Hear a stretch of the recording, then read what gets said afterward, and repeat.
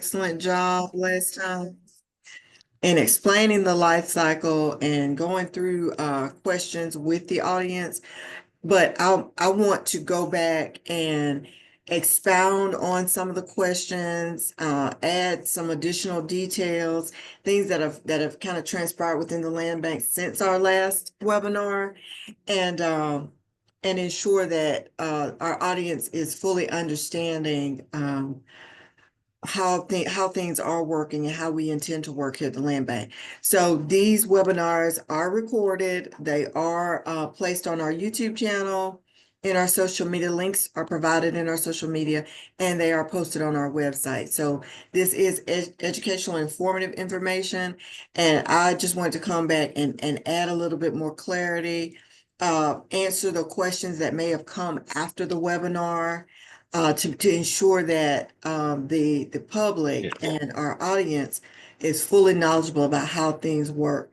So, but first, I always want to introduce the land bank, tell who we are, and how we were created. Just do a brief introduction to those who are new on the call. So DeKalb Regional Land Bank Authority is a public body, corporate and politic that was established by the Georgia Land Bank Act of 2012. We were formed through an intergovernmental agreement between DeKalb County and the city of Lithonia. We're currently governed by a board. Our current chairman is Mr. Fred Reynolds, vice chairman and treasurer, Mr. Quinn Green, and our secretary is Ms. Inger Harmon. We currently have 2 vacancies on our board that we hope to have filled within the next couple of months. I am Tamika Churchill, the executive director of DeKalb Regional Land Bank Authority. I am responsible for the day-to-day operations and staff management, and always here to help. I lead mostly in dispositions. Devontae, our real estate development manager, leads and heads our acquisitions, and I work to do most of the disposition work. However, he is involved in that disposition process as well. For those of you who have not already done so, is giving us your information so that we could stay in touch with you. The first and I guess the best way to get in contact with us and to learn about what's going on at the land bank is through our website at www.drlb.org. On that website, there's a lead form that will pop up. I mean, you spend 2 seconds on the site, a white lead form pops up. If you'll enter your information, your name, email address, company information, and potentially your phone number in that form, then we will reach out to you and send you all of our newsletters, our announcements, our property announcement, open house announcement, and any important information that we want to get out to the public. We'll have that out there. And for those of you who are builders and contractors, we have a special group for sending out RFQs and bid requests that you guys can join if you let us know that you are a builder or contractor. On our website, we have a link for property listings, information about our programs, links to the application, our policies and procedures manuals, public documents like our meeting minutes and agendas for our board meetings, the board meeting schedule, the link to the board meeting Zoom call, and information about when and where our next board meeting will be held. We communicate on a regular basis. We try to post to social media, at least 1 or multiple channels daily. We are on Facebook, Instagram, YouTube, and LinkedIn. We send out email announcements as needed and a monthly newsletter, typically at the end of the month. And we host events. Right now, we're here at Webinar Wednesday. We do this once a month. We showcase properties in open houses event, and we also will partner with other organizations and join in on community events. One thing that we don't have listed here on this slide, which may be of interest to those of you who have introduced yourselves, is our developer summit that will be held in January. So if you are on our mailing list, you will be getting the save the date for that event that's being held January 27th and 28th at the Porter Sanford III Performing Arts Center in late January, and you're invited to come to register for the event and to come out and network with government officials, network with other land banks, and those other people interested in development within DeKalb County. So that is another event that we will be sending out information on. So if you haven't signed up, now is a good time to sign up because that information will be coming out early next month. So I'm going to get into today's topic. It is about the property life cycle. And last month, Devontae gave a general overview of what the property life cycle is. But today I decided to show you a couple of variations from the traditional cycle that as it relates to our approved programs here in the land bank. So as you can see, the first traditional land banking life cycle is we acquire property through various acquisition methods. We clear the titles, we rehab the property or redevelop the property, and then that property is returned to the community for use. And that is given that the land bank is doing their own rehabilitation or development. We're currently in an agreement, working on an agreement with a nonprofit developer. And in that instance, we have acquired the property, we've cleared the titles, and we will be involved in the rehabilitation of the property in a co-development structure. So we will be one of the developers in the project. So we're not transferring that property out until it goes to an end user. We're one of the developers and we'll be holding it in our inventory until the development is complete. And there are three, right now we have plans to construct 3 new homes with development, with a nonprofit development partner. So that is somewhat of our traditional land banking, and that's an example of how that looks, that co-development structure that we have. The second is our permanently affordable housing. Permanently affordable housing is a program that is set up for nonprofit entities and other governments to work with the land bank. And in those instances, we've acquired the property, it's in the land bank, we cleared the title, and the property may go through the rehabilitation, redevelopment prior to disposition, because we may be holding that property for that nonprofit entity to keep it tax exempt while it is in the development phase and to help keep it affordable. So holding off those property taxes will reduce the development costs and reduce the cost for the developer, and at the end make it profitable for the developer and affordable for the end user. And then once we finish, that property is transferred out and then sold returned to the community. We have our side lot program, and in that program, the life cycle includes we've acquired the property into the land bank, and in this instance, some instances we will dispose of that property to the owner of the adjacent property, and we allow that owner to clear their own title.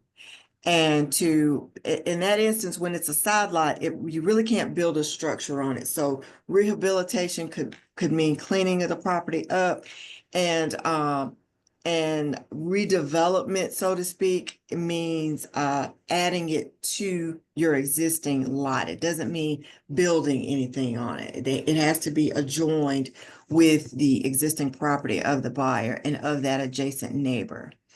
And then that is what we call the return to the community. So wanted to illustrate what that program looks like and explain it because it's slightly different from the other programs that we run.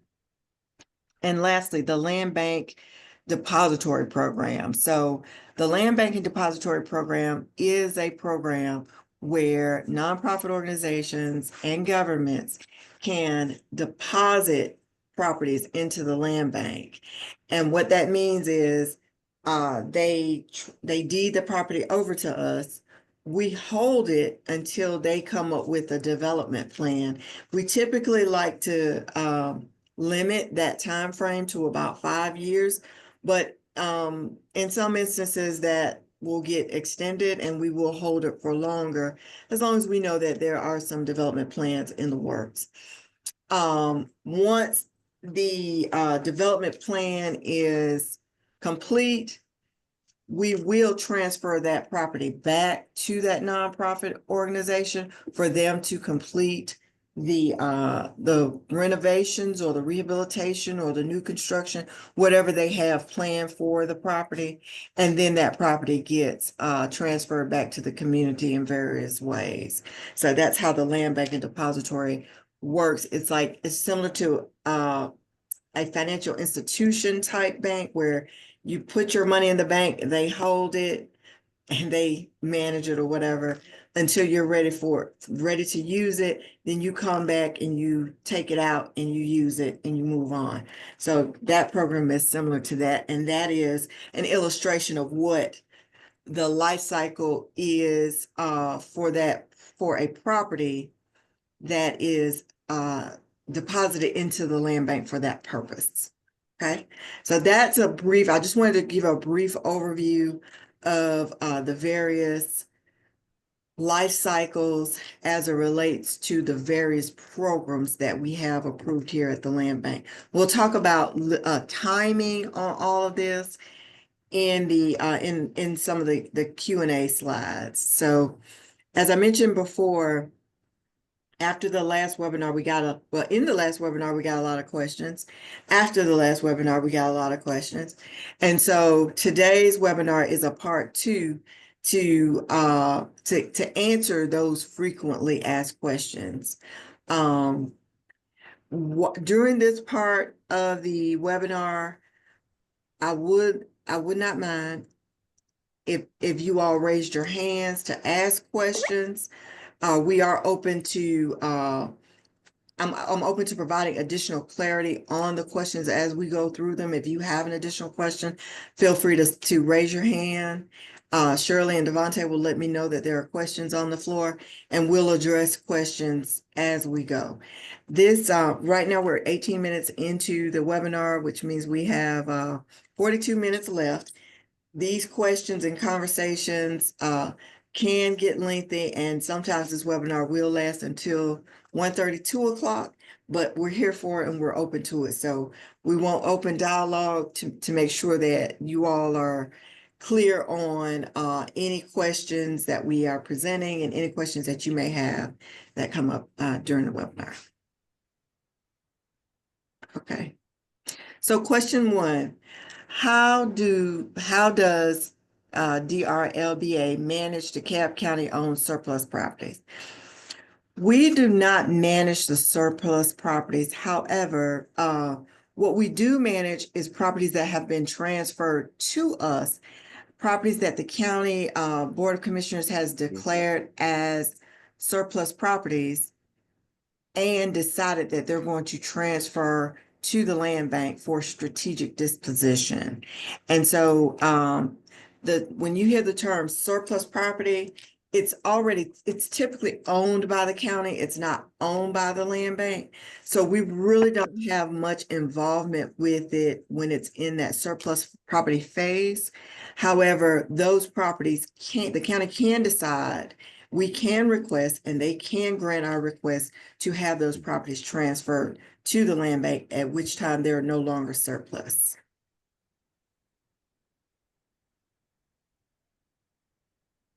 How long does it take for a property to be conveyed into the land bank after we request it from the county, is what I'm assuming the question was. This time frame can range anywhere from 30 to 90 days after the Board of Commissioners has given a declaration for the properties to be transferred. After after the meeting and they have done they call it a declaration, I think. After they've done that, we then have to have quitclaim deeds drawn up, and the CEO has to sign off on those quitclaim deeds. They must be filed in the courts, and then the property transfer will take place. The quitclaim deeds and some other documentation. So from the time the BOC makes the approval and issues the resolution, then it may take anywhere from 30 up to 90 days for those properties to be listed, for you to go to the deed records and see that the land bank now owns the property. So that's 30 to 90 days is the answer to that question. If the property is not conveyed to the land bank, can it be purchased directly from the county? The county can decide to dispose of any property that they see fit. They can decide not to transfer properties to the land bank and can decide to have county procurement to sell the property to the highest bidder.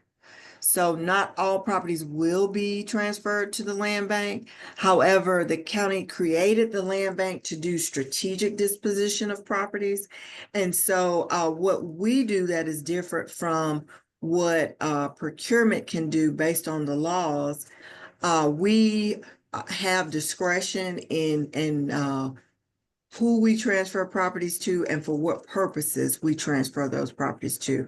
According to the state laws, when the county procurement team sells a property, that property must be sold to the highest bidder.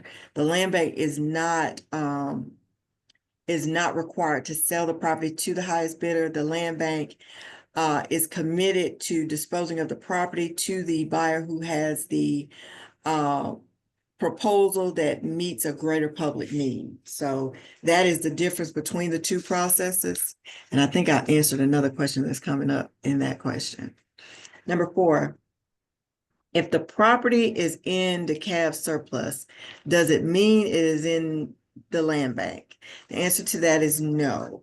What it does mean is that the land bank can make a request to the Board of Commissioners to transfer that property in, but the Board of Commissioners does have the right to deny the request and to not transfer the property into the land bank. What is the difference between surplus property and land bank properties? So as you can see, there are a lot of people who want to know about the county property and the land bank. So surplus property is property that is deemed unuseful to the county that the county still owns. Land bank property is property that the land bank has acquired through various channels, and some of those properties, and maybe at this moment the lion's share of those properties, are properties that were surplus that were transferred to the land bank. So once they're in the land bank, they're no longer considered surplus. Surplus is properties that are owned by DeKalb County. And sometimes surplus properties can be properties that are owned by our member cities and deemed unuseful. So they're owned by a government, a member government, versus just DeKalb County. Question number 5. Oh, is there a question? When you submit an application for a property, how long does it take to process? Tamika, hi. There are several questions. Didn't know if you wanted me to wait till after you finish. Perhaps you would answer some of them through Well, your. no, I want, as the questions come up, let's present them, because I'm assuming that they may be questions related to the questions that I'm going through. So Okay. once we're on the topic, I want to go ahead and discuss it. Okay, the first one is from the South DeKalb Coalition. What are the pros and cons of the program where a nonprofit depositing a property into the land bank while they complete a development plan. What are the pros? Okay, so the pros are many nonprofits, their core competency is not property management. Their core competency may be providing services to veterans or providing, or let's use a church, for example. A church is a religious organization, and they minister to the parishioners, and they're not in the property management space at all. Our core competency is managing and transferring and maintaining properties here at the land bank. So for nonprofit organizations that don't specialize in property, we serve as a property management organization. While we own that property is tax exempt, and there are no taxes that have to be paid, which saves that nonprofit organizations. Nonprofit organizations do pay property taxes. They are charged property taxes. However, if we are holding the property is at that time that it's in the land bank, it is exempt. So that is some cost avoidance that nonprofit organization is able to take advantage of. In addition, like I said, we manage, we can help a nonprofit organization do rehabilitation. We can kind of help them coordinate with builders and developers to assist in coming up with their development plans. So again, our specialty is property management, development, redevelopment. And a lot of nonprofit organizations don't have those expertise in their staff, and that's not their core competency. Did that answer the question? Now, those are the pros. I don't know what the cons are. I don't see any drawbacks to joining the land bank. I don't know if there to be any cons, and currently we're not holding any property for any nonprofits, so we have not had any bad experiences for me to discuss as a con. Okay, thank Well- you. The next question is from I think Michael Oden. his hand is up. Yes, sir.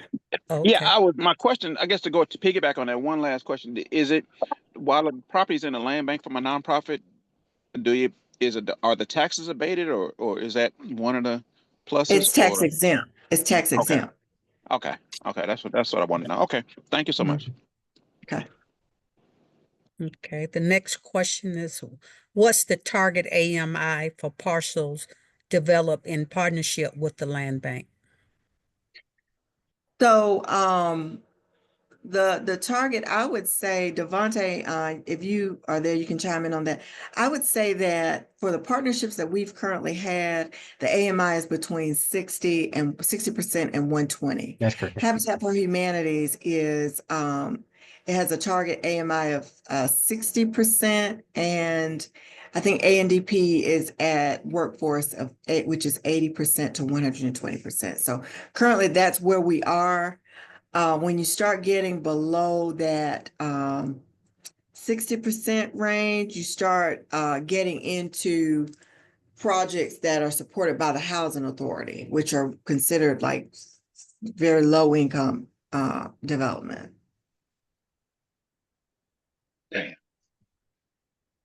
That's correct. Okay. Thank you for that. Appreciate it. Okay, the next question, I'm assuming it's a question, Michael. It says land bank property can be redeemed.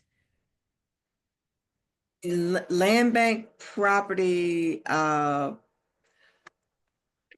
so when we go through when we acquire a property, depending on our status and our level of ownership and interest in the property, if it's a tax deed property, then we have to, the property has to go through a process called barment and the quiet title process.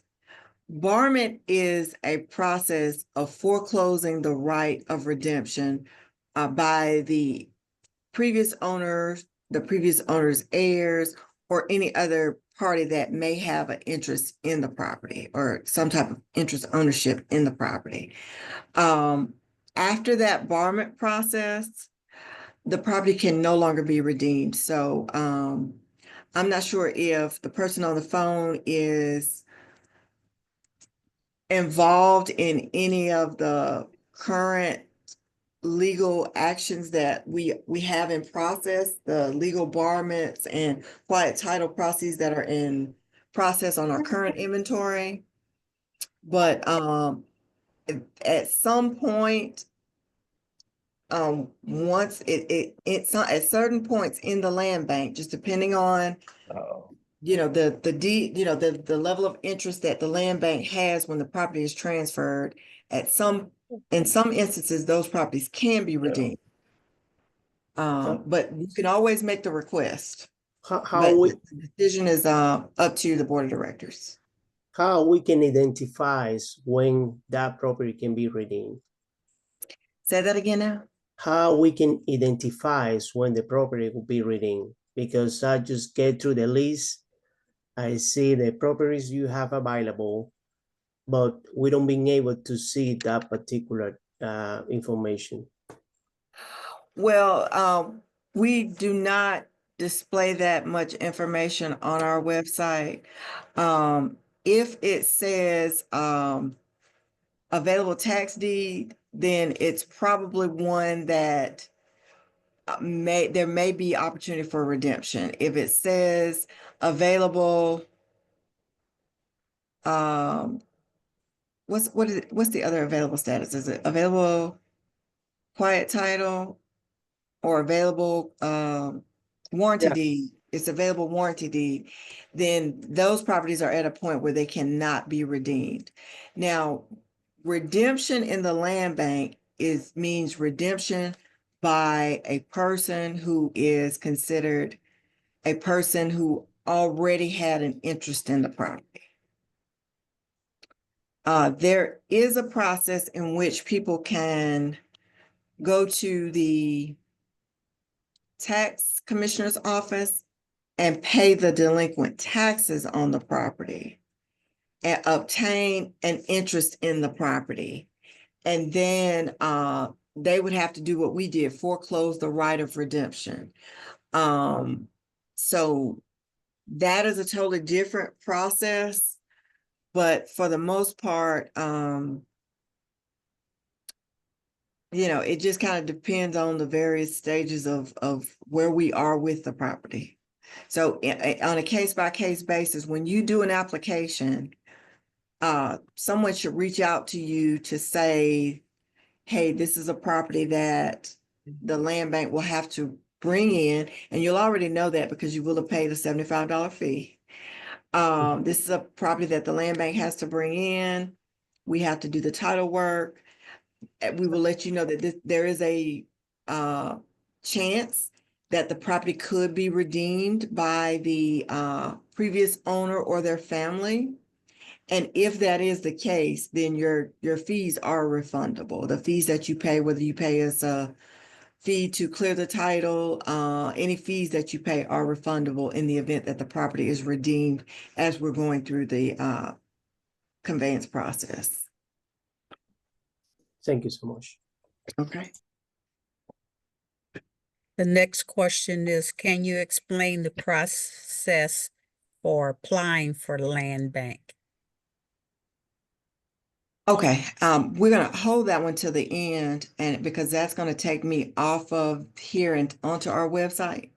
So I'll answer that one at the end. Okay. My question that was after Michael's, and I just wanted to know because I'm hearing a lot of nonprofit. Is that the only business that the DeKalb County does is with nonprofits?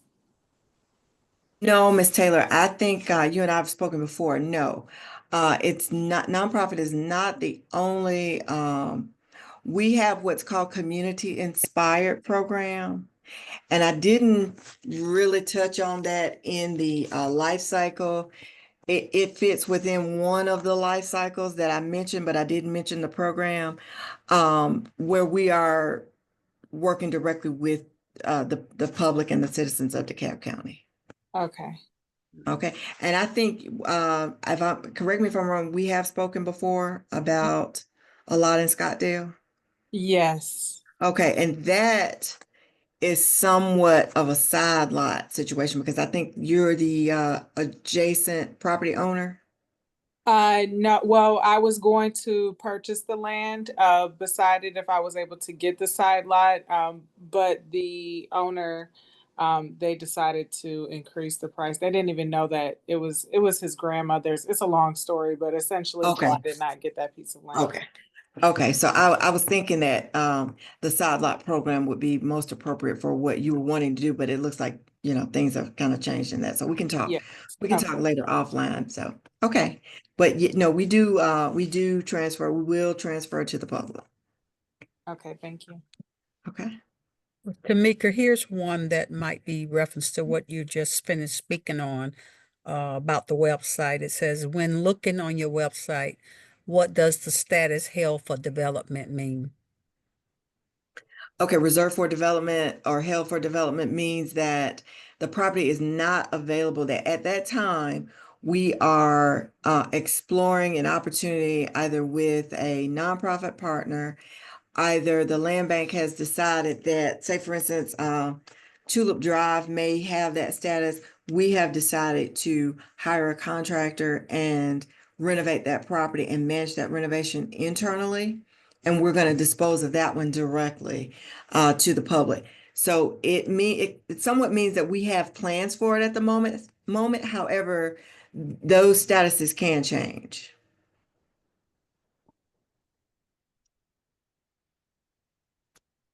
Thank you again. Okay. All right. Are there any more questions that are relevant to the first 6 questions? The next one is what make a property redeemable by the original owners. I believe you covered that. Well, let me go into a little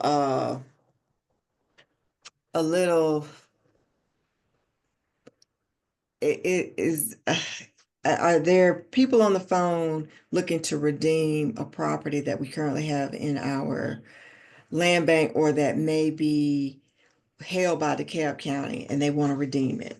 Is that why I'm getting asked this question? Because if there is, then I'm going to answer it a certain way. That's why I'm throwing out that question.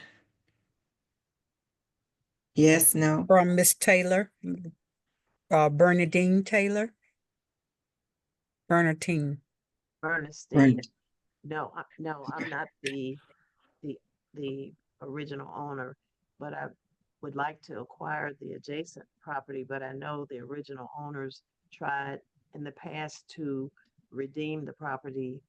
And so I wanted to know what is the option for them to redeem after a longer period of time. If their right to redeem the property has been foreclosed on, if barment has taken place, they can no longer redeem the property. We won't necessarily know that until after a title search is done, whether there's been an action to foreclose on the right of redemption. But that if the right of redemption has not been foreclosed on, then we should be able to tell you that in a short amount of time. Okay, thank you. Okay, so yeah, I think we can please your questions for a specific property in to the land bank email or to Shirley, and then we can be more specific about that property in the future because I think I know which one you're referring to, but we've not done a title search on it, so I wouldn't be able to answer it until we do that. Okay, thank And you. I think we are planning to bring that one into the land bank, and we'll be doing a title search on it, hopefully within the next before the end of the year. So, Okay, I appreciate it. are all DeKalb Regional Land Bank sell properties conveyed before development? The answer to that is no. Like I just discussed, we will decide to hold and renovate properties, which is considered development, prior to conveying them in any way. We have the right to build on our land as the land bank. We have we have various options. So we don't, or we will not always convey them before there's development on them.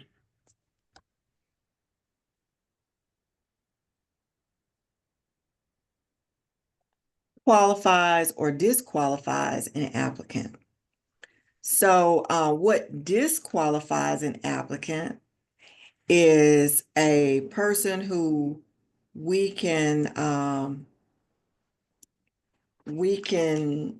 well, that we have determined who has been tax delinquent or is currently tax delinquent on other property taxes, who has shown evidence of being a irresponsible property owner, who has current code violations that have not been corrected, and negative conditions that are documented in the court records. Whenever there are some compliance issues, there are citations, we can find those wherever you've had foreclosures due to unpaid taxes. That information is public. So prior to when someone applies, we do a limited background search to see if there are any infractions against their properties that they currently own related to taxes or code enforcement.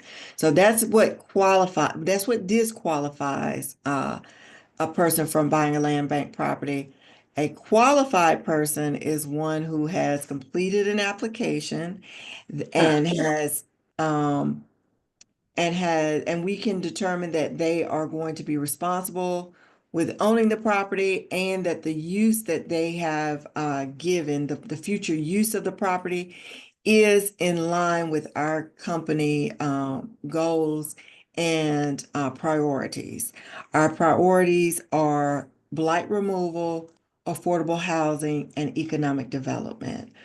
We are looking to add another priority, which is homeownership.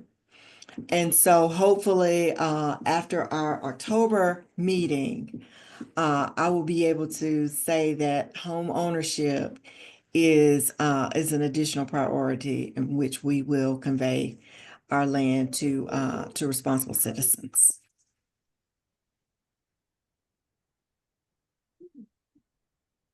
Okay. Are there any grant programs for donating properties to nonprofits? This was a question from the audience. I'm not aware of any grant programs. And to date, the land bank has not donated any of its properties to a nonprofit. However, it is not impossible. There may be instances where the land bank may make a land donation, similarly as a co-developer or for a mission that is consistent with our organization's mission. We may partner with nonprofits to provide certain types of opportunities for the public. So we have not done it to date since I've been here at the land bank, but it is possible. And the only way to know if your nonprofit and your mission is aligned to receiving land from the land bank is to complete an application and a proposal that is well thought out, that is that's very compelling to our board members.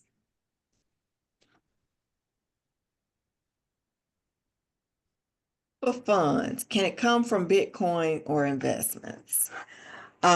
Here at the land bank, when you submit an application and we ask you for proof of funds, we are looking for funds that are in US dollar that are secured in a federally insured financial institution.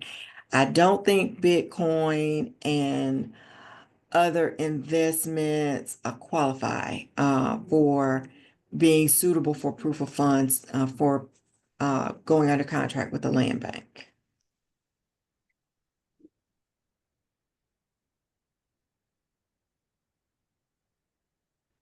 Application carried into new tax year, does it expire? So this question is, does the land bank application expire? So we are, as a team, we're a little over, I believe, 15 months into this iteration of the land bank.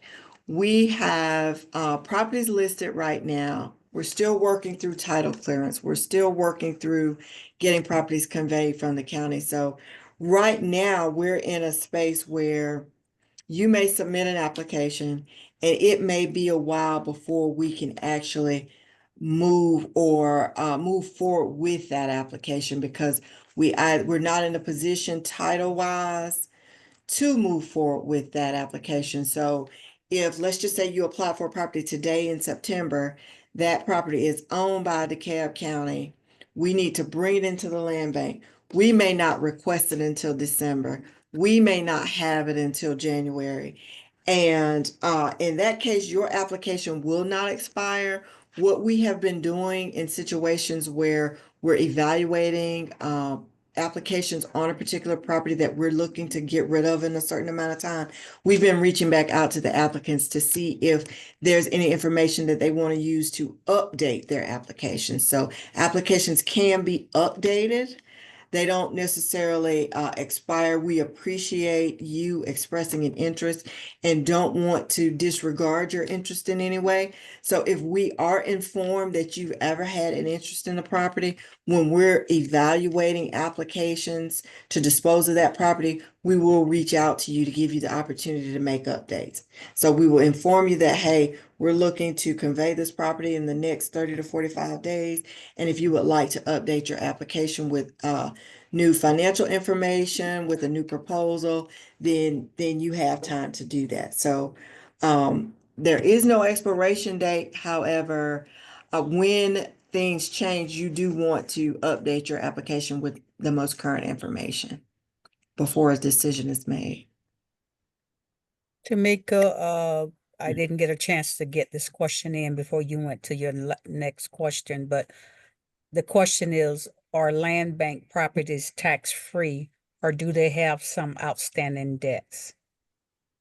So if you receive a property from the land bank, it has no delinquent taxes. We have, when you receive it, we have taken care of the delinquent taxes in the settlement, in the conveyance settlement. So you will not purchase a property and have to go pay the delinquent taxes on it, if that is the question. Was that the question? Yes, that's correct. Okay, yeah.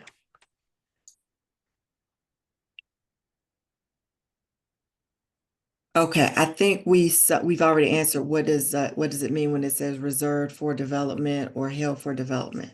So we've already answered that question. Are there any restrictions on multiple property applications? As I mentioned, we're somewhat in the early stages of building our land bank. And we do have some developers who have purchased or we've transferred or we're co-developing with on multiple properties.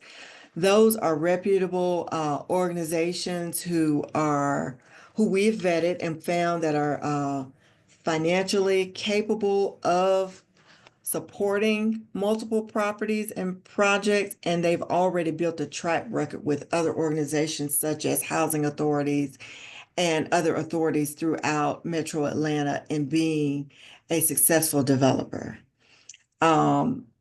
As we get to know and as we work on projects with developers and individuals, I would say I like to, start with one.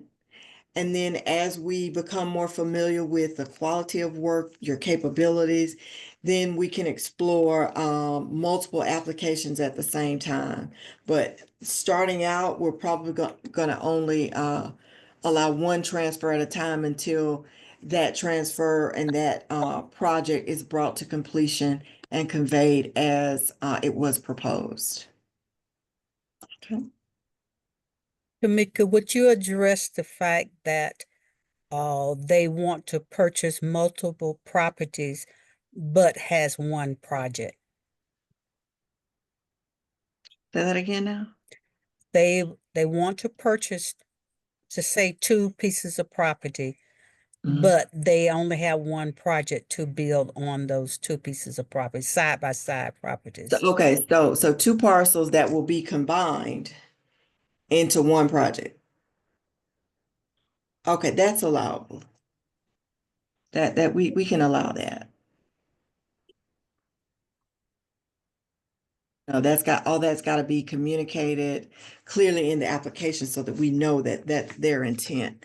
And in the, one application, maybe the full proposal, and state that the other property is, we've applied for the other property in a subsequent application, and refer to each in both. You don't have to duplicate the proposal.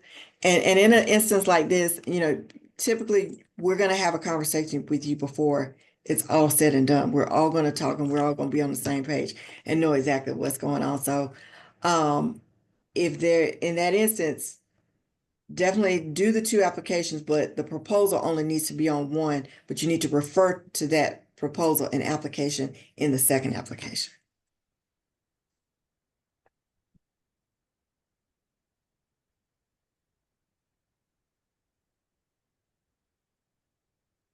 Applicant revises their request, must they submit a new application?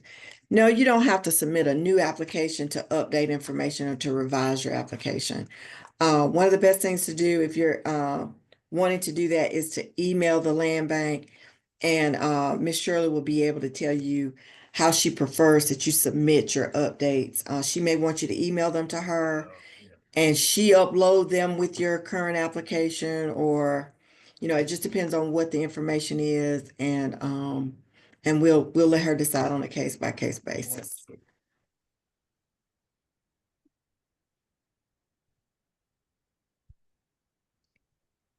Are there any restrictions on funding sources when purchasing land bank property? GoFundMe, family gifts.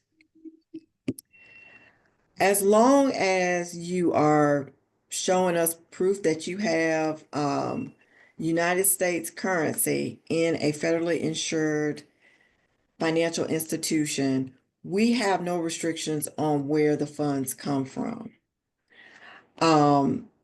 If you are getting a loan coupled with some of your cash, your lending institution may have some restrictions on where the funds came from. So if you're getting a bank involved in your transaction, then you definitely want to be mindful of the sources of funds. But the land bank we do not have any restrictions on fund seasonings or anything. We don't, if you show us that you have the funds, we're not tracing them back to where they came from. Devontae, do you want to add to that? No, I think you pretty much got it covered pretty well. Okay. All right. Okay. If an applicant is not approved, what explanation is provided? Typically, if your application is not approved, we will send you a denial with a quick note that we will not go into a lot of drawn out explanations. If your project proposal is not in line with our priorities, we may simply state proposal is not in line with land bank priorities. Or no proof of funds, or property, land bank has decided to dispose of property in a different manner. It's normally brief, but we do provide a quick note as to why the application was denied.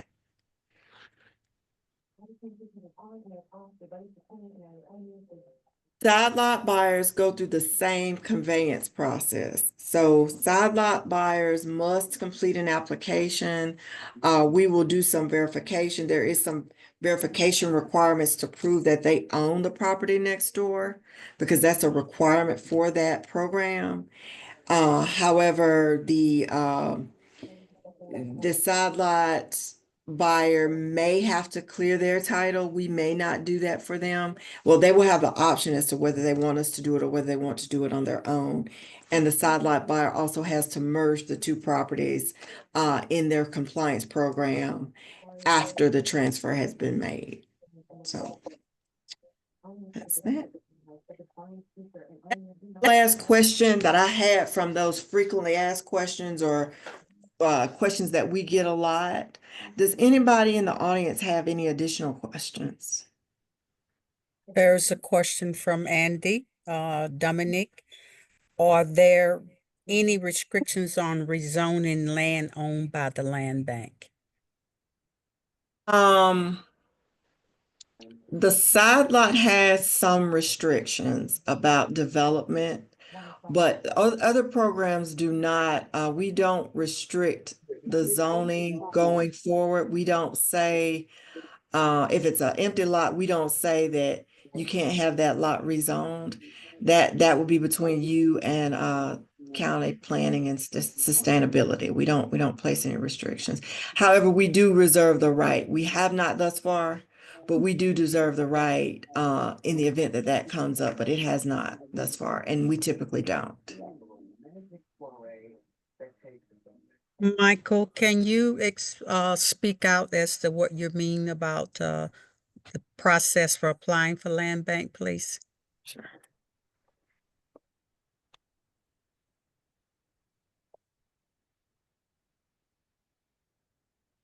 Michael Alden? Yes, I'm here. Okay. Right. So what I think that was the question we were holding to the end. No, he just posted it. It says, can you explain the process for applying for land bank? So, Okay. So I'm gonna do a walkthrough. Can you all see my screen? Are we looking at our website, the DeKalb Regional Land Bank Authority website? Yes. Yes. Okay, you see our website. Okay. All right. So as I mentioned, our website is the best way to get in touch with us, to do business with us, to gain access to property information and to apply for properties. So here on our website in the top right-hand corner, here's a link that says property listings.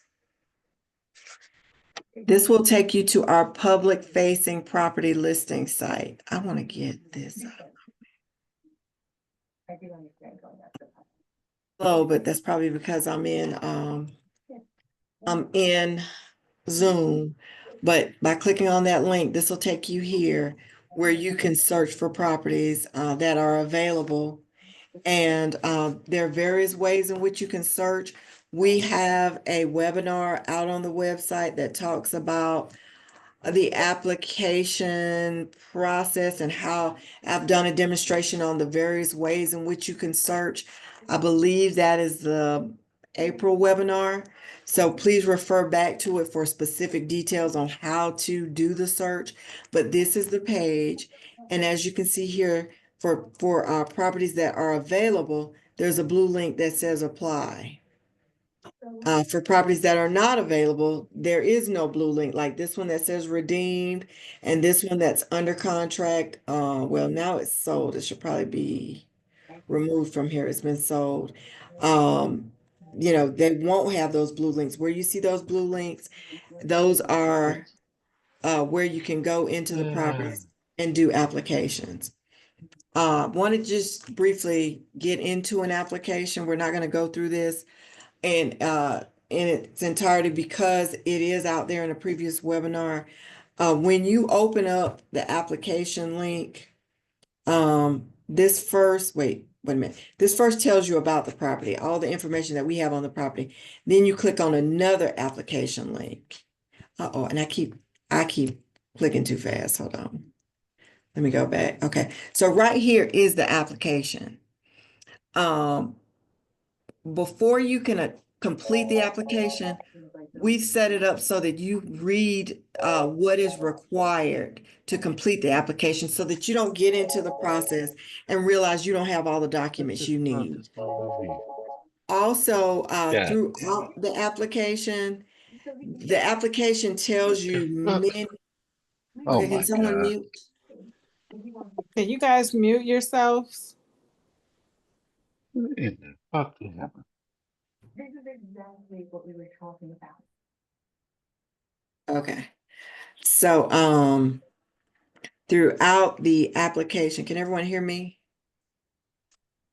Yes. Can everyone? Okay. Throughout the application, there are instructions and there are explanations as to how you populate the application. It talks about the pricing strategy, how properties are priced. So many of the questions we actually get, the answers are already baked into the application. So you can go into an application now. Some of these applications, the one that say available tax deed, if I'm not, you can get through the entire application, but it won't be submitted until you pay the application fee. But you can get in here and get many of your questions answered through the information that we have contained in the application. And again, there is a webinar out there on how to complete the application, kind of going step by step of how to get it done. So I won't go into that today. We are 1 hour into the webinar, and the purpose of this is to get some other questions answered. If you want to know how to do the application, then that April webinar is out there on our webpage and on our YouTube channel.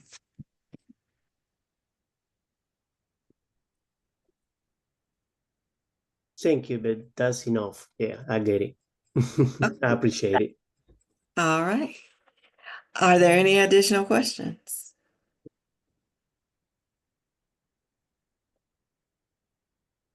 No, Okay. Yes, Andy? no questions.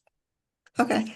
Okay, if there are no additional questions, we'd like to conclude today's webinar. Thank you again for coming and taking the time with us to learn more about the land bank and the life cycle of land bank properties. Again, if you have any questions, feel free to go to our website. Our contact information for our email and phone number are listed on the website. Feel free to reach out if you need any assistance or have any additional questions. Thank you so much for your time. Thank you so much. This was wonderful. Okay, all right, thank you. Thank No you. problem. Bye-bye. Bye-bye.